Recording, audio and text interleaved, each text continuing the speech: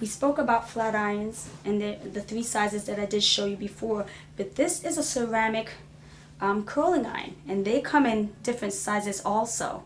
I would use this for maybe a medium size curl, just to add maybe body, or an actual curl that has a medium kind of style to it. So I would twist it around like that, taking it closer to the root if I want the root to be curly also, bringing it up like this, going around and around, as you see, and I would get it close if I want it from the root here curly down, and I would hold it for a little bit and I would bring it down for a curl like that, just a simple loop curl. Okay, if you want something that's even curlier towards the ends of the hair, then you would bring the curling iron down like this and you would turn it. Okay, so it'd have more of a spiral effect.